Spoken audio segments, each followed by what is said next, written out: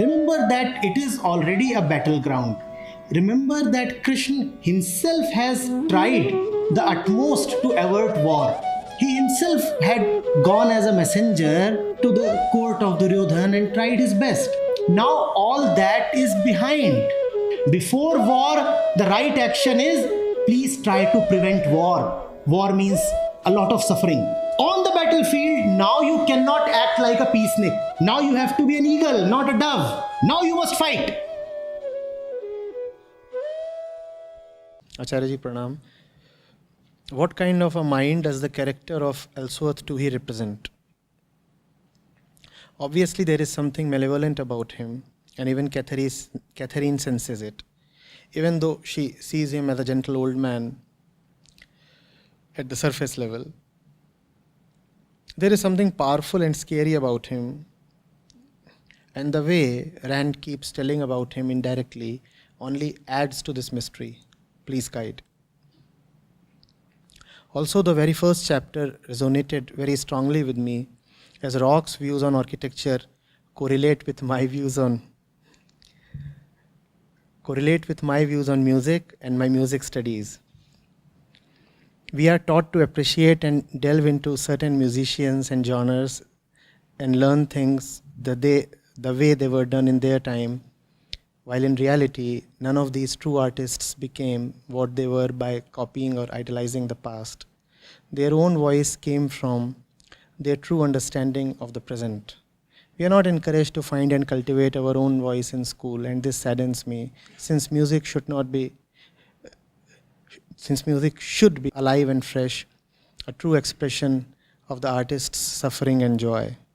What Ayn Rand has written about the rigidly architectural ideals of that time probably extends to even more fields than music.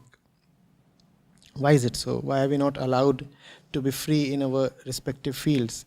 Why some people and phenomena are deemed worthy of studying and important and others are not?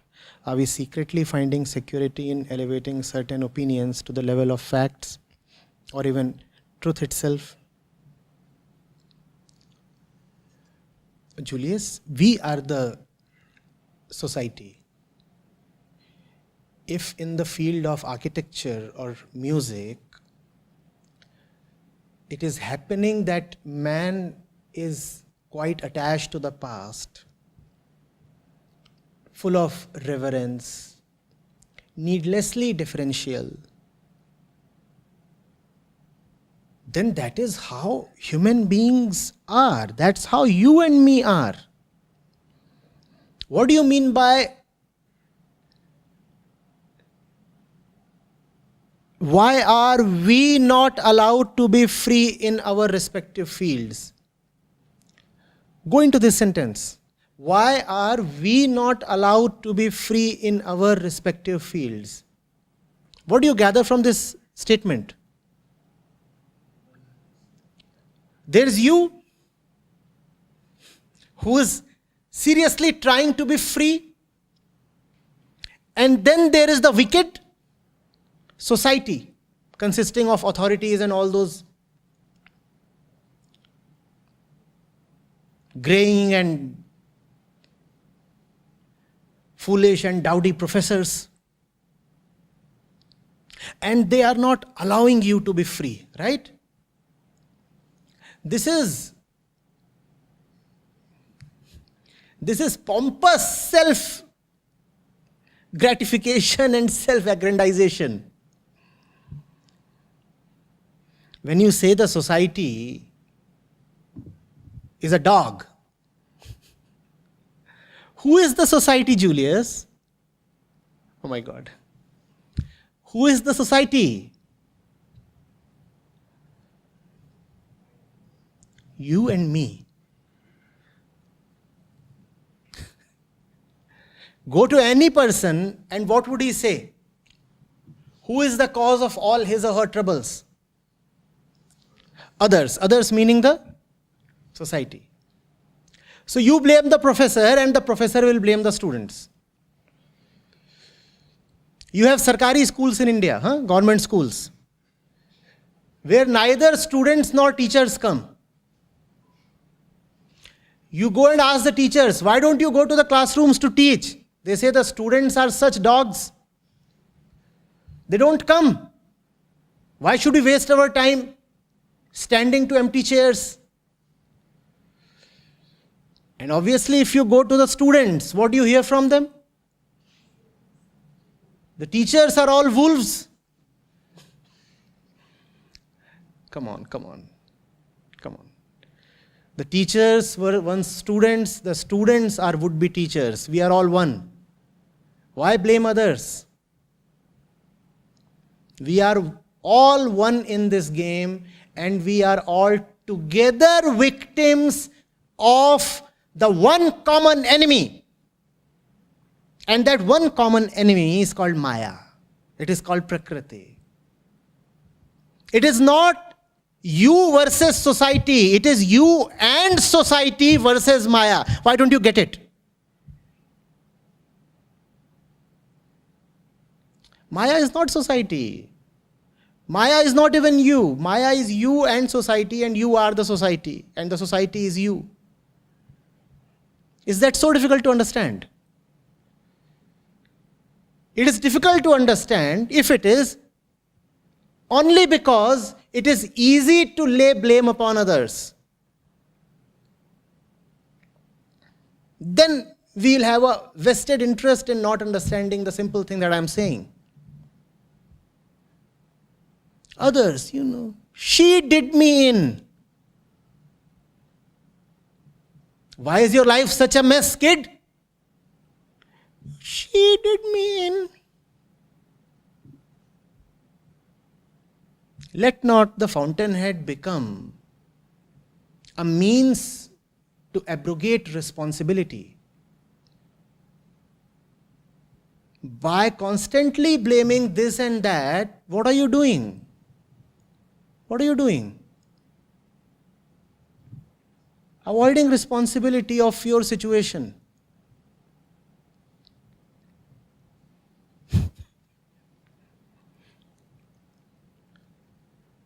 I fully appreciate in the arts, in architecture, in music, in several other fields, it is quite possible that the authorities are acting in an orthodox, traditional, conservative way.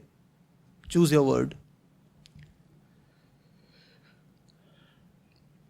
But then look at everybody in general.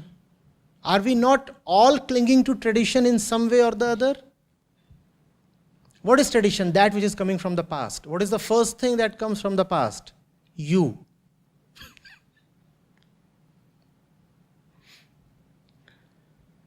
What is the first thing that comes from the past? You. Are we not all clinging to the past? Then why blame only the professors and the authorities? The day everybody will stop clinging to the past, the professors too would do so. They are just like you and me, Julius. No point acting clean and spraying all the mud upon the other.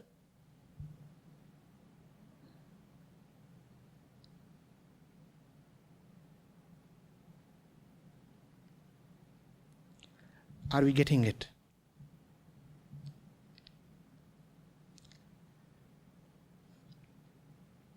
Do we not cling to attachments from the past? Tell me, please. If the student is clinging to attachments from the past, what right does she have to blame the professor? Let's visualize a classroom. The professor is teaching relics from the past, ancient history, and he is glorifying them, right? And the student is busy fiddling with her smartphone, thinking about her ex-lover. Are these two different? What are these two occupied with? But we don't see that. Because the student is ostensibly modern. The student is wearing the fashion of the day. Big earrings maybe, a plunging neckline, a pair of jeans torn at the knees. So the student appears a bit modern. And the professor, he's wearing maybe the same suit that he wore for his own graduation ceremony. Professors love to do that. The collar is all frayed. The colors are all fading. So the professor looks antiquated. The student looks modern. The professor is busy digging up ghosts from the textbooks. Is the student also not doing the same? Is she also not digging up ghosts from her smartphone? Oh, all the chats, all the photos from a few years back. You would never say the student is so conservative because she looks hep, and she's young. She carries the accent of the day. Her slang belongs to the present. That's what you call as living in the present, by the way, no?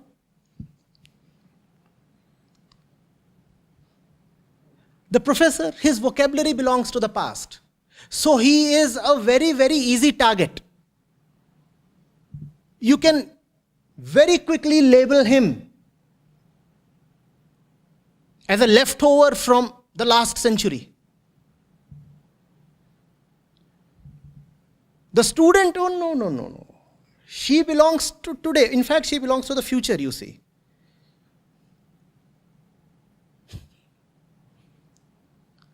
Is she clinging to the past or not? Tell me. The hurt of the past, the conditioning of the past. We all are living in the past, Julius. We are all just the same. No point saying that in the field of music, there is so much reverence to the past. The human brain is designed to seek security in patterns of the past. Please see that. The poor professor is just one of the victims of this brain. And the fundamental tendencies of the brain, the fundamental tendencies of the body are common amongst all human beings. The professor is no noteworthy exception. He is just one of us, a commoner. Do we see this? Please.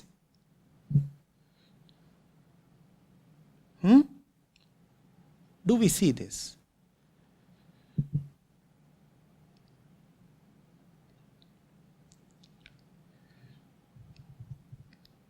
Now, look at the language. I'll want you to analyze this a bit. We are not encouraged to find and cultivate. We are not encouraged to find and cultivate our own voice in school. Huh? How old are you, Julius? Talking the language of we and our? Isn't this collectivism even in the context of the MAC course and the Fountainhead reading? You really depend on somebody else to encourage you? In a collective sense, we are not encouraged to find our own voice, our own conscience, whatever. But that's how we all are we not? We live in collectivism, and there is a strong evolutionary reason for that. Man lived in the jungle. Was man walking alone, solitary? Man lived in man lived in a tribe. So the human brain is conditioned to talk the language of we and our. It's the same brain that you have, Julius, and the same brain that your authorities and professors and all other controllers of the society have. They all are talking the language of we and our. And just as you depend on somebody else to encourage you, that's what you're saying. You're complaining here. We are not encouraged to find and cultivate our own voice. Just as you want somebody else to encourage you. The professors are also depending on somebody else. Are you not in this statement depending on others? Please tell me. On one hand, you idolize Ayn Rand and Howard Roark and all her portrayals. On the other hand, you are demanding that somebody should come and encourage you. Is that not dependency? Please tell me, is that not dependency? That's how we are. And I'm not blaming you. I'm just revealing to you how we are physically constructed. Man talks the language of we because we enables him to have better chances at survival. When the lion comes to attack, the single fellow does not stand a chance. When the lion comes to attack, even the alpha male amounts to nothing. But when the lion comes to attack,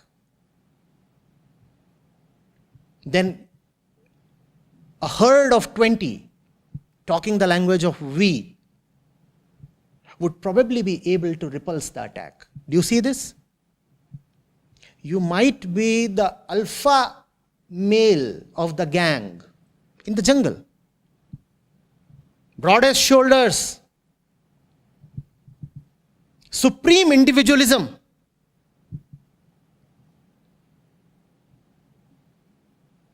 Totally unaffected by the society, caring for nobody else, walking all alone as Roark does. But when the lion roars, then what happens to Roarks? The roar will supersede the Roark. Therefore, man has learnt to talk the language of we. Collectively, we all stand a better chance of survival. I'll correct myself. Collectively, we all used to stand a better chance of survival. Probably we still do. I'm talking of physical survival. And that's why the default mode of expression is not I, but we. And it will be even more so in the case of women. And the reason is obvious. Probably the man can survive all by himself for a few months, maybe even a few years. But the woman cannot. Especially the pregnant woman cannot. And in the jungle, the woman was always pregnant. There was no means of birth control. The woman and the man did not even know the process of reproduction. All they knew was how to fuck. Just as a rabbit knows. So the woman was always pregnant. Now tell me, how will the pregnant woman stand supported by her solitary I? What she definitely needs is company. She wants people around her. So she speaks the language of we and our. And she demands, you should encourage me, you should teach me, you should do good things to me, you should bring me stuff, you should take care of me. My headache is that all this is all right. It happens. Why does not even the woman of today realize that this is the jungle talking? And there are so many women who take pride in saying, I love to be pampered. I want you to take care of me. I love it when somebody opens the car door for me. I love it when somebody takes my bike and gets it serviced for me. Lady, this is not the jungle anymore. You are out of the Amazon. Lady, this is the metropolitan capital of one of the fastest developing countries in the world. You are not in the Sundarbans. But you are acting as if you still are. Lady,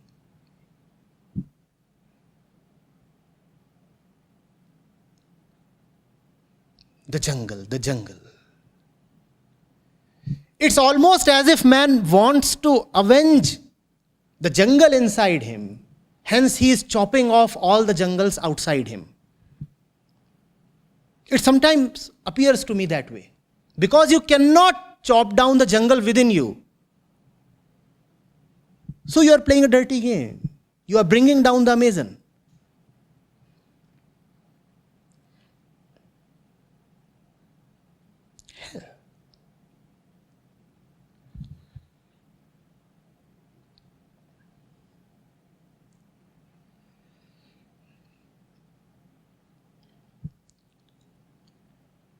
How oblivious can we be to our inner state? It mesmerizes me. This is something I never failed to understand, I never failed to actually admire. How seriously potent is she? I do not know whether God has unlimited powers, but she definitely has. She can make an ass of absolutely everybody.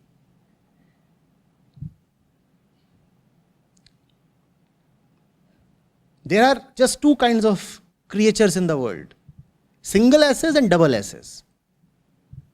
Double ass is the ass with his ass. The others are all ass.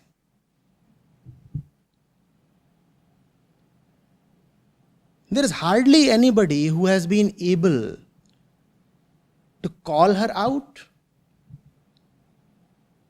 and stand free from her.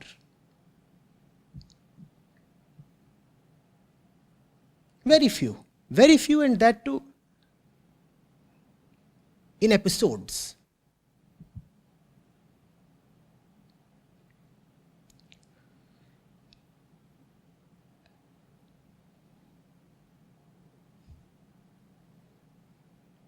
Once upon a time, just as Rand says, it might have been necessary to have huge columns and bulbous domes and turrets, and as she derisively mentions, cornucopias and rabbits. All these were parts of the architectural landscape. At one point, they might have had some significance. Similarly, the we thing might have had some significance once upon a time. Does it have any significance today? It does have some significance today, but not as much as we accord to it. Is that not what Ayn Rand's major complaint is? That the architects of today, that is the 1920s, when the novel is set, that the architects of today are still behaving as if they are in the past. Times have changed, the brain has not changed, right? That's what she is constantly complaining. But then if you two are still talking the language of we and our and I need encouragement, then pardon me, are you not still behaving as if you are in the jungle and pregnant on top of it? It behoves a pregnant woman in the jungle to be constantly looking towards others for feed, motivation, encouragement, company. Are you pregnant? Then why do you keep looking for company?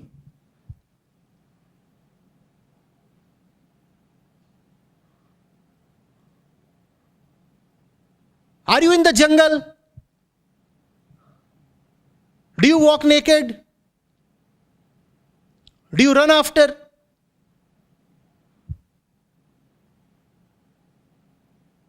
rabbits and frogs and swallow them whole?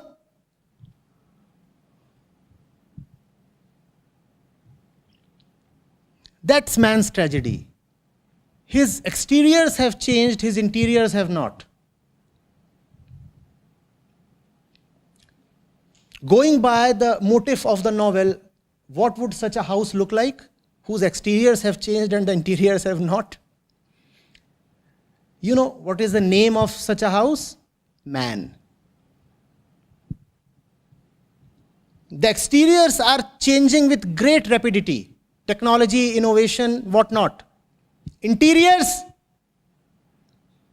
they belong to prehistoric times. And man is very busy, very satisfied as well, just looking at the Exteriors trying to improve them even further. Interiors he does not bother about. It's a very strange situation, you see. We often think that there is stone and steel and brick and mortar and granite on the inside of a home. And outside there might be a jungle. That's how we visualize a home, right? Let's say a country home. Let's say a resort in a jungle. How do you visualize it? On the interiors there is steel and cement and ceramics and development. Yes? And outside there is jungle. The reality of man is totally the opposite. Outside there is all the development, steel and cement and whatnot. And inside there is the jungle. That is our home. Outside there is technology and development and infrastructure and whatnot. Inside there is the roaring jungle.